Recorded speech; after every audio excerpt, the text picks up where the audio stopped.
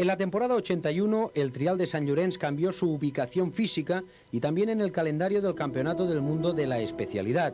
La prueba se trasladó al 22 de febrero, precediendo a las de Bélgica, Irlanda y Gran Bretaña, que se habían disputado siempre antes que la manga española del Mundial. La primera consecuencia de este cambio de fechas llegó en forma de la nieve que cubría completamente el escenario de la carrera y daba a este trial un aspecto visual ciertamente peculiar y, sobre todo, poco o nada habitual. Por otra parte, en el Motorclub Terrassa hicieron un último intento de regresar al lugar en el que había nacido la carrera y ubicaron su centro de operaciones en Mura, cerca, otra vez, del macizo de Sant Llorenç, pero todos sus esfuerzos resultaron baldíos, ya que esta resultó ser la última ocasión en que la prueba se desarrollaba alrededor del escenario que la había visto nacer y le había dado su nombre.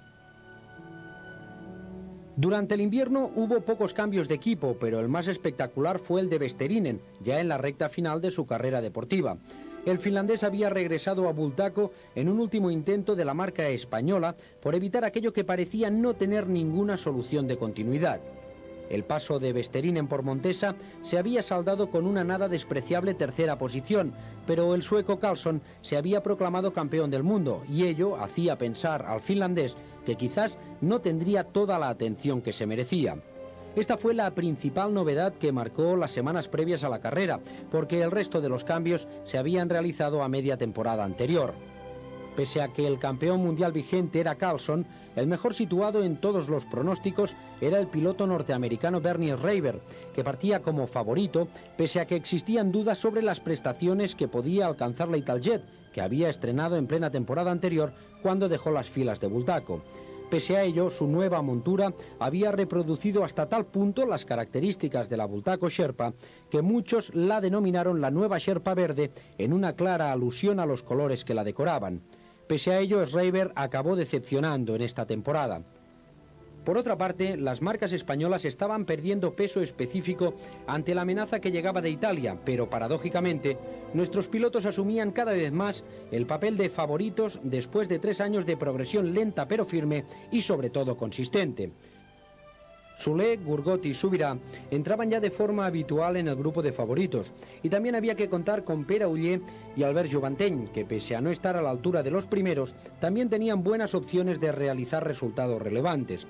A todo ello cabe añadir la culminación de la pérdida de protagonismo por parte de los pilotos ingleses, entre los que Martin Lampkin y Malcolm Radmel eran los únicos que se mantenían en la élite, pese a estar ya en el ocaso de sus trayectorias deportivas. Los 30 años de Lampkin y los 31 de Radmel eran el indicio evidente de que sus éxitos ya habían llegado a su fin. Con estas premisas de partida se disputó el trial español, entre la nieve, pero una vez más, con una importantísima presencia de aficionados que habían acudido a la prueba soñando con una victoria de alguno de nuestros representantes. Y finalmente, los anhelos de la afición se cumplieron, aunque por los pelos, ya que Manuel Soler se adjudicó la victoria final tras mantener una dura pugna con el joven piloto belga Eddy Legend, que partía como cuarto favorito en esta temporada, si tenemos en cuenta la posición conseguida en 1980. Soler y Legend acabaron empatados a 92 puntos, pero el menor número de ceros del catalán le dio la victoria en la misma prueba que su padre, Joan Soler Bultó, se había adjudicado en la primera edición, disputada en un ya lejano 1 de octubre de 1967. Manel Soler materializó el anhelo de todos, pero además se mostró muy en forma y dejó bien claro que el resultado conseguido en Mura no era otro que el reflejo de sus serias aspiraciones a instalarse definitivamente entre la élite mundial que luchaba por el título. Además, ya estaba perfectamente adaptado a las exigencias de pilotaje que le planteaba la Montesa estrenada en la temporada anterior. El hecho de haberse adjudicado la primera prueba le daba a Soler la primera posición en el campeonato, cosa que no había sucedido nunca anteriormente. Pese a ello, posteriormente se pudo comprobar que el bravo piloto catalán era tan capaz de conseguir actuaciones geniales como de hundirse en la clasificación. Al final del campeonato acabó quinto pese a haber conseguido el mismo número de victorias que el nuevo campeón, el francés Bourgat.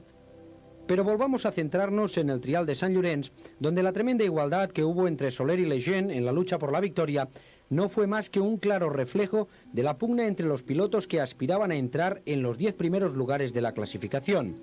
Otro ejemplo de ello fue la lucha por el tercer lugar que mantuvieron el norteamericano Schreiber y el gerundense Tony Gurgott, que contaba con una osa que ya había finalizado con creces y buena nota su periodo de puesta a punto y que ya estaba en condiciones de ser una moto ganadora. Gurgott penalizó 106 puntos, 3 más que Schreiber, quedando de esta forma podio y perdiendo también las opciones de completar todavía de forma más exitosa una jornada auténticamente gloriosa para el trial hispano. Tras Schreiber y Gurgott se desató una lucha sin cuartel protagonizada por 5 pilotos, entre los que no había ninguno de nuestros restantes representantes. Los franceses Coulthard, Bourgat y Desnoyers, el sueco Karlsson y el finlandés Vesterinen se perfilaban a lo largo de la jornada como aspirantes al quinto lugar tras Tony Gurgott. Al final, fue Bourgat quien se llevó el gato al agua, empatado a 113 puntos con su compatriota. A tan solo 2 puntos, Karlsson, que iniciaba de forma decepcionante la defensa del título conseguido el año anterior, se ubicaba en el séptimo lugar con 1 punto menos que Vesterinen y 2 respecto al francés Desnoyers.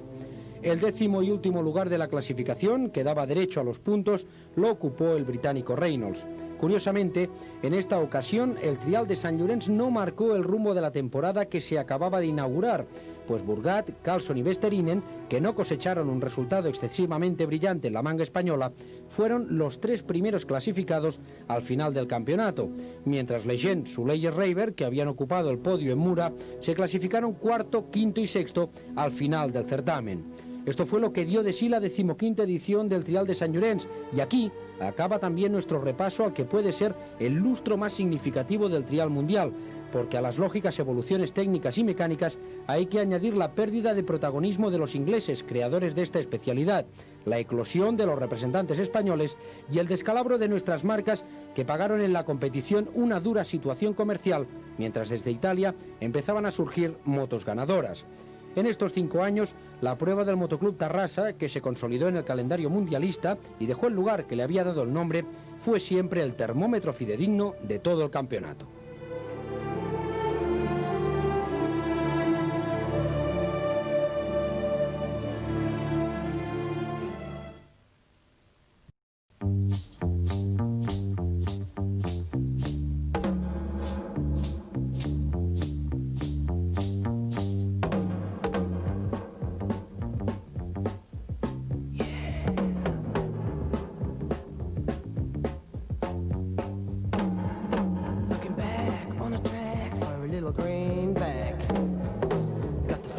Just the kind of losing my mind. Outside in the night, outside in the day.